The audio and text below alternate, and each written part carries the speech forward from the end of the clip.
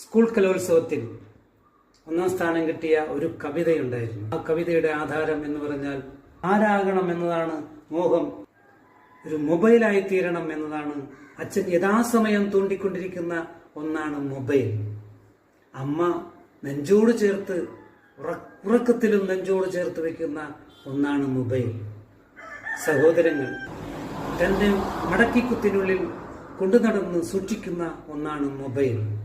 അങ്ങനെ തുടങ്ങി ജീവിതത്തിന്റെ ഉടനീളം കൊണ്ടു നടക്കുന്ന ഒരു വസ്തുവായി എപ്പോഴും കരുതുന്ന ഒന്നായി മൊബൈൽ ഉപയോഗിക്കുന്നതുകൊണ്ട്, മൊബൈൽ മാറുന്നതുകൊണ്ട് എനിക്ക് ഒരു മൊബൈലായി തീരണം എന്നതാണ് എൻ്റെ മോഹം. ഒരു കവിതയുടെ ആധാരമാണ് ഞാനിവിടെ സൂചിപ്പിച്ചത്. അതുകൊണ്ട് മൊബൈലായി തീരണം എന്ന മോഹം ഞാനിവിടെ നിങ്ങളുമായി ഷെയർ ചെയ്യുന്നു.